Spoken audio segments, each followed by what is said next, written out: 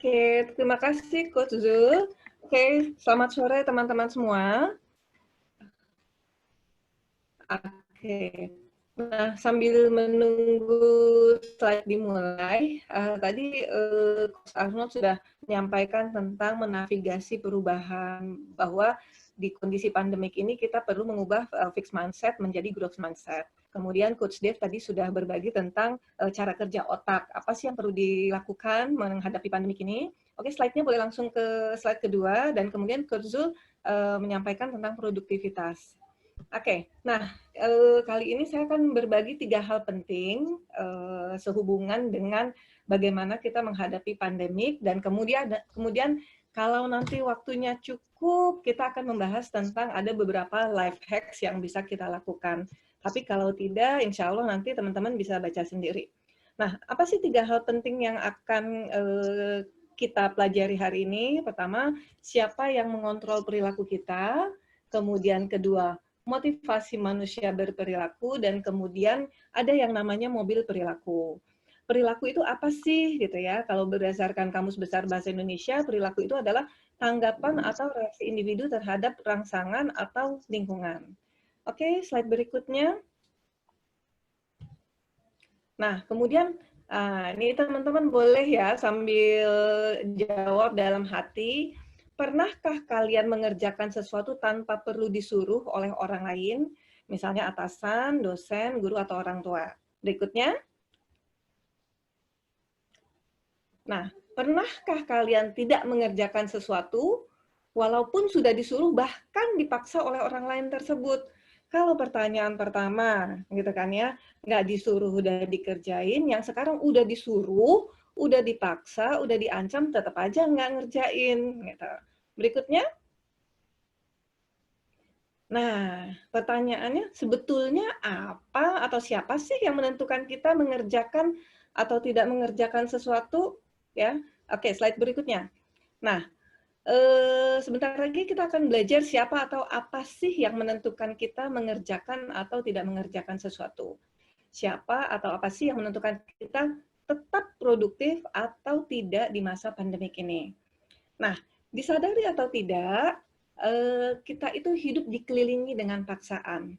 Paksaan itu apa sih? Gitu ya. Paksaan adalah hasil memaksa. Nah, memaksa itu apa? Memaksa adalah mengerjakan sesuatu yang diharuskan walaupun tidak mau. Nah, kemungkinan besar saat ini kita belum sadar kalau hidup kita itu dikelilingi oleh paksaan. Gitu. Nah, coba berikutnya, next. Nah, paksaan bisa muncul dalam bentuk, silahkan dilanjut saja terus.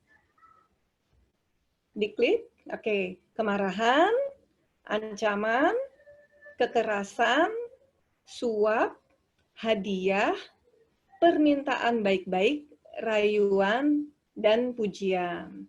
Nah, ternyata paksaan itu bisa dalam wujud yang menyenangkan juga loh, gitu kan. Misalnya nih, kalau IPK kita bagus, maka orang tua kita akan memberikan kita hadiah. Kalau kita bekerja dengan baik, maka kita akan mendapatkan promosi atau bonus. Nah, itu sebetulnya paksaan, hanya saja paksaan yang menyenangkan. Oke, slide berikutnya. Nah, ada yang namanya William Glasser dengan chess teorinya. Beliau mengatakan bahwa you can only control yourself, you can control others, ya, and others can control you, and others can control us, gitu. Berikutnya, jadi di situ disebutkan bahwa kita hanya bisa mengontrol diri kita sendiri. Kita nggak bisa mengontrol orang lain juga nggak bisa mengontrol kita. Nah, sehingga apa, gitu ya? Sehingga hidup itu pilihan, gitu. Kemudian siapa yang milih? Ya, berikutnya kita sendiri, gitu. Berikutnya, nah begitu pula untuk menjadi produktif, itu pilihan. Nah, mungkin teman-teman berpikir bahwa bisa kok orang lain mengontrol kita atau kita mengontrol orang lain. Buktinya dulu bapakku bisa maksa aku untuk kuliah di jurusan yang aku nggak suka, gitu kan ya. Nah, pertanyaannya adalah, ada nggak sih anak yang dipaksa kuliah jurusan tertentu oleh orang tuanya, tapi kemudian dia memutuskan, gitu ya, memutuskan untuk bernegosiasi dengan orang tuanya, Dan kemudian ya ekstrimnya atau keluar dari rumah dan berusaha membiayai kuliahnya sendiri.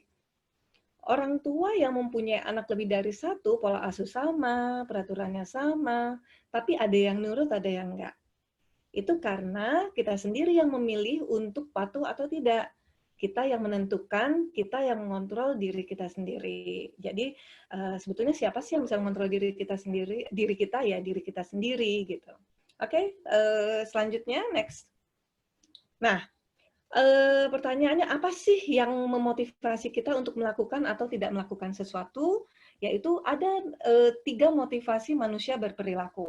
Yang pertama adalah untuk menghindari rasa sakit. Oke, apa yang terjadi? Biasanya orang yang menghindari rasa sakit, pertanyaannya adalah apa yang terjadi jika saya tidak melakukannya? Memang kalau saya kerja males-malesan, kalau saya datang terlambat, emang sanksinya apa? Nah, berikutnya mengharapkan penghargaan dari orang lain. Pertanyaannya adalah apa yang saya dapat jika saya melakukannya? Memang kalau saya rajin bekerja, saya datang tepat waktu, hadiahnya apa? Gitu kan? Kemudian yang berikutnya adalah untuk pemenuhan diri pribadi. Nah, ini idealnya kita ada di sini, yaitu aku menjadi apa gitu jika saya melakukannya. Nah, misalnya aku datang kerja tepat waktu ya karena aku ingin menjadi diri yang aku dambakan, aku ingin menjadi pegawai yang baik, aku ingin menjadi orang yang disiplin. Dua dua motivasi yang pertama, menghindari rasa sakit dan mengharapkan penghargaan dari orang lain, itu sifatnya ekstrinsik gitu. Ekstrinsik itu bisa mudah hilang pada saat eh, orang yang memberikan sanksi atau orang yang memberikan hadiah itu tidak hadir. Nah, yang ketiga, untuk pemenuhan diri sendiri itu sifatnya dari dalam atau intrinsik. Nah, ini akan bisa lebih bertahan lama. Nah, harapannya, idealnya, motivasi kita dalam berperilaku itu karena pemenuhan diri pribadi kita. Jadi pada saat situasi pandemik ini, kita bisa memilih nih untuk produktif atau tidak produktif. Dan itu harapannya adalah karena untuk pemenuhan diri pribadi kita. Oke, slide berikutnya. Nah, mungkin teman-teman sebagian besar belum pernah melihat yang namanya mobil perilaku. Nah, jadi William Glasser ini mengibaratkan perilaku manusia itu seperti sebuah mobil, di mana mesinnya adalah kebutuhan, kemudian roda kemudinya adalah keinginan, dan kemudian roda depannya itu ada acting, melakukan atau thinking, berpikir, dan kemudian roda belakangnya adalah feeling dan fisiologi atau apa yang terjadi dalam tubuh kita. Nah, kemudian pertanyaannya adalah gitu kan ya, roda mana sih yang bisa dikendalikan gitu. Tentu teman-teman tahu bahwa yang bisa dikendalikan adalah roda depan, yaitu acting dan thinking. Kemudian apa hubungannya nih, gitu kan ya, dengan perilaku kita? Nah, jadi disebutkan bahwa perilaku kita itu total. Jadi ada 4 unsur tadi, ada acting, feeling, thinking, fisiologi, itu saling mempengaruhi. Misalnya nih contoh gitu kan ya, pandemik ini kita merasa takut, merasa was-was ketularan COVID-19. Maka kita jadi nggak bisa mikir, gitu. Atau mikir bagaimana ya caranya supaya nggak ketularan, gitu. Secara fisiologi, reaksi tubuh kita, jantung jadi berdebar-debar, nafas lebih pendek. Kemudian actingnya apa, gitu kan? Apa yang kita lakukan, jadinya nggak bisa atau bingung mau ngapa-ngapain. Atau jadi melindungi diri supaya tidak tertular.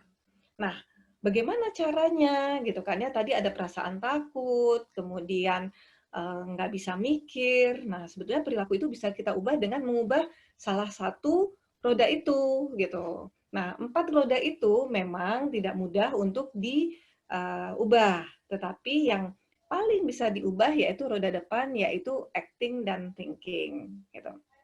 Nah, mungkin untuk lebih memperjelas ilustrasinya, misalnya teman-teman mungkin pernah nih tinggal sendiri atau lagi di rumah sendiri, di kos-kosan sendiri, di malam hari, udah malam, kemudian terdengar suara gubrak, gitu kan ya. Kemudian teman mikir, oh itu kucing, gitu ya. Pada saat kita berpikir itu kucing, maka perasaan kita biasa saja. Reaksi tubuh kita juga biasa saja. Kemudian pada saat itu kita lagi tidur ya lanjut tidur. Pada saat itu kita lagi belajar ya kita lanjut belajar. Tapi bagaimana kalau misalnya pada saat gubrak, kemudian kita mikir, waduh, maling nih, ada orang jahat nih, gitu kan ya. Pada saat kita berpikir maling, gitu, maka perasaan kita langsung was-was, takut. Kemudian reaksi tubuh kita jadi keringat dingin, jantung berdebar-debar, nafas jadi cepat gitu. Acting kita jadinya waspada, ngambil pentungan, ngambil senter gitu. Padahal gitu kan ya, rangsangannya sama, simulasinya sama, ada suara gubrak, tetapi karena pikiran kita beda, yang satu mikir kucing, yang satu mikir manusia, mikir orang jahat, maka acting, feeling, dan fisiologinya juga berubah. Jadi itu kira-kira gambaran tentang mobil perilaku. Nah, jadi kalau misalnya pada saat pandemik ini kita merasa tadi ketakutan, gitu kan ya, merasa uncertain, gitu. Apa yang yang mudah kita lakukan untuk mengubah perasaan itu? Yaitu acting. Yang tadi Coach Dave sudah menyebutkan salah satunya adalah dengan melatih nafas. Oke, berikutnya. Silahkan lanjut. Oke, nah ini lewat saja. Lanjut, boleh? Ya. Diulang yang terakhir. Boleh. Nah, jadi bagaimana caranya supaya kita bisa tetap produktif, gitu ya? Caranya supaya bisa tetap produktif, bangun semangat, tetap bertanggung jawab, dan kemudian ingat tujuan. Oke, boleh langsung ke slide lanjut saja terus. Nanti teman-teman boleh baca sendiri si life hacks ini, tapi yang paling penting ada 3 hal tadi. Lanjut boleh? Silakan. Oke. Nah, everyone is unique in their own way, make your own life hacks. Nah, nanti teman-teman silakan baca life hacks yang sudah saya buat, tetapi kemudian teman-teman silakan memodifikasi, kemudian mengubah, atau mengadaptasi yang kira-kira paling sesuai dengan teman-teman. Berikutnya, ya, ingat, karena hidup itu pilihan, kita bisa memilih, maka menjadi produktif itu pilihan. Silakan, kemudian lanjut. Oke, keep calm and stay productive. Nah, perlu diingat, the only thing standing between you and your goal, dalam hal ini being productive, is the nonsense story you keep telling yourself as to why you can't achieve it. Jadi sebetulnya ternyata kendalanya ada di diri kita sendiri. Lanjut. Oke, nah, keep calm and stay productive. You are the best motivator in the world for yourself. Silakan terakhir. Nah, stop doubting yourself, work hard, and make it happen. Stay productive. Oke, silakan. Itu apa yang bisa saya sampaikan. Silakan, Coach Zul. Waktunya memang terbatas ya.